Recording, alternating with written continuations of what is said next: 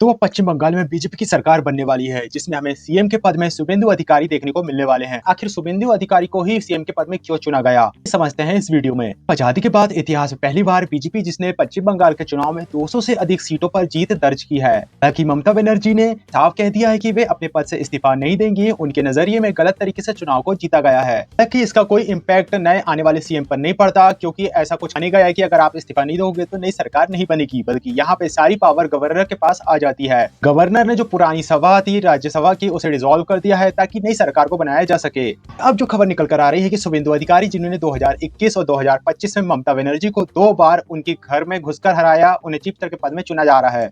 GB में हमेशा जब भी वे किसी राज्य में जीतते हैं, उनकी तरफ से हाई कमांड को एक लेटर जाता है और जो विधायक वहां के जीते हुए हैं वहां डिसाइड करते हैं कि उनका सीएम किसे चुना जाए। ताकि बीजेपी की बंगाल जीतने की यात्रा इतनी आसान नहीं थी, बल्कि अब एक सेट पैटर्न नजर आ रहा है, जिसे फॉलो करते हुए बीजेपी ने बंगाल में जीत हासिल की है। सेम वही पैटर्न था जो कि हमें आसाम, त्रिपुरा और नॉर्थ इंडिया में देखने को मिला। पता है कि बीजेपी जो कि किसी भी राज्य की रीजनल पार्टी है, उसे स्ट्रगल करने में काफी ज्यादा दिक्कत होती है। कहीं ना कहीं जो रीजनल पार्टीज होती हैं, जैसे कि बंगाल में ममता बनर्जी की पार्टी, उनकी ज्यादा पकड़ होती है और उन्हें हराना ज्यादा कठिन होता है। शुभेंदु अधिकारी को ही यहाँ पे सीएम पद में चुना जा रहा है। इसका सबसे बड़ा कारण है क्योंकि उन्होंने ममता बनर्जी को हराया। कहीं अगर आपकी एक ऐसी इमेज बन जाती है कि आप जो इस राज्य के पुराने सीएम को हरा रहे हो, तो नो एनी डाउट आप उनके बराबर के हकदार हो, काबिल हो सीएम की पद को लेने के लिए। सबसे पहले 2021 में नंदीग्राम में ममता बनर्जी को उनके घर में घुसकर हराया गया, और इसके बाद जब वे नंदीग्राम में हारने के बाद भवानीपुर से जीतकर 2021 सीएम बनी थी, अब दोबारा से 2026 में भवानीपुर से ही ममता बनर्जी को शुभेंदु अधिकारी ने हराया है।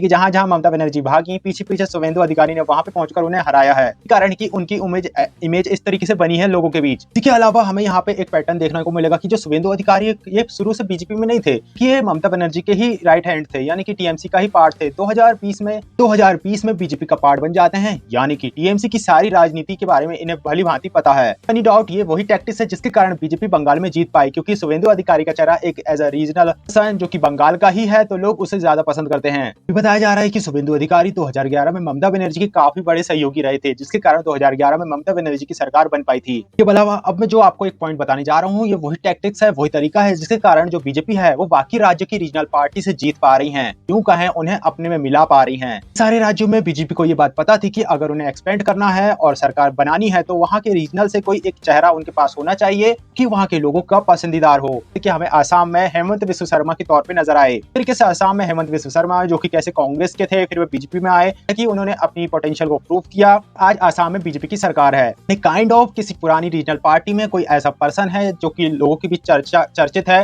का अच्छा फेस है, जिस पर क्षमता है, लेकिन पार्टी में अगर उसके साथ इंसाफ नहीं हो रहा है। अक्सर देखा गया है कि जो पहले से मौजूद पार्टी के पर्सन होते हैं, वे नई प्रतिभा को उभरने नहीं देते और उनकी पोटेंशियल के साथ जस्टिस नहीं हो पाता। इस सिनेरियो में बीजेपी ऐसे पर्सन को टारगेट करती है और उसे अपने में मिलाकर उसके पोटेंशियल को एक्सप्लोर करती है, सरकार बना लेती है। यही आप विचारधारा के अनुसार लोगों को ये बताएं कि नहीं, हमारी विचारधारा काफी ज्यादा सिमिलर है या हम आपसे रिलेटेड हैं, लेकिन लोग उसी को पसंद करेंगे जो कि उनके रीजनल पेशन से बिलोंग करता हो, वो उनके रूट्स से जुड़ा हो। इसके अलावा हमें यहाँ पे हिंदुत्व और बंगाली कल्चर का भी कॉम्बिनेशन देखने को मिला। पहले बंगाल की जो रीजनल पार्टी थी टीएमसी, अक्सर वह बंगाली कल्चर का इस्तेमाल केवल अपने वोटर बेस को बनाए रखने के लिए, नामात्र के लिए करती थी, ताकि वह जो की पार्टी है जैसे कि बीजेपी, उन्हें आउटसाइडर की तरह दिखाकर को अपने राज्य में गढ़ बनाने का मौका ना मिले। लेकिन यहाँ पे जो शुभेंदु अधिकारी है, उन्होंने यहाँ पे हिंदुत्व और बंगाली कल्चर को रिलेट करते हुए प्रेजेंट किया, बताया कि कैसे बंगाल अलग नहीं है, बंगाल भी एक बहुत बड़ा हिंदू राज्य है। शुभेंदु अधिकारी ने यहाँ बंगाल की जो रीजनल आइडेंटिटी है उसे हिंदुत्व के साथ बहुत अच्छे से कनेक्ट किया, जिसके कारण वोटर्स भी अब बीजेपी का सपोर्ट करते हुए नजर आए।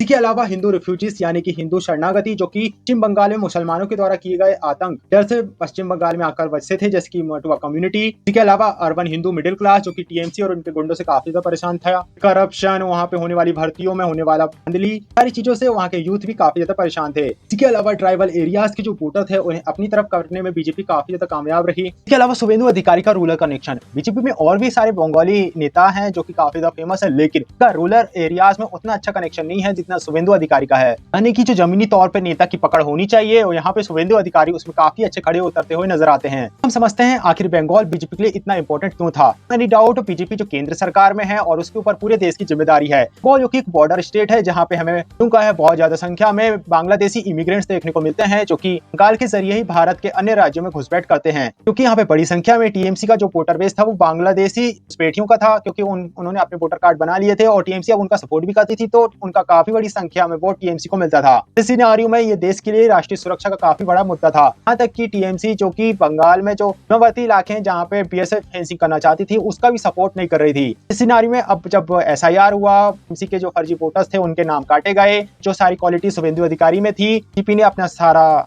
बल हम यहाँ पे झोंक दिया, जिसका फलस्वरूप हमें ये देखने को मिला कि अब पश्चिम बंगाल में 200 से ज्यादा सीट बीजेपी ने जीती है। यहाँ पे बीजेपी के पास कोई बहाना नहीं रहेगा कि वे यहाँ पे कैसे बांग्लादेशी इमिग्रेंट्स को नहीं रोक पाते। इसके अलावा पश्चिम बंगाल के जो सीमावर्ती इलाके हैं, जहाँ पे हम बात करें आसाम की या फिर हम बात करें त्रिपुरा की, यहाँ पर अब बीजेपी का शासन है और अब पश्चिम बंगाल में भी बीजेपी का शासन है, तो कहीं ना कहीं अब देश में होने वाली घुसपैठ पर लगाम लगने की ज्यादा संभावना है। तो आपका क्या ओपिनियन है, क्या पश्चिम बंगाल में शुभेंदु अधिकारी को सीएम बनना चाहिए? क्या लगता है अब आने वाले 5 सालों में क्या बीजेपी लोगों के नजरिए में वैसी खड़ी उतरती नजर की जैसा कि लोगों ने उसे सोचकर वोट दिया है? क्या ओपिनियन है इस पूरे टॉपिक को लेकर? कमेंट बॉक्स में अपना ओपिनियन, अपनी राय जरूर शेयर करिएगा। चलो प्लीज वीडियो को लाइक किए, हाइप करिए। मिलते हैं नेक्स्ट वीडियो में, तब तक के लिए जय हिंद, जय भारत।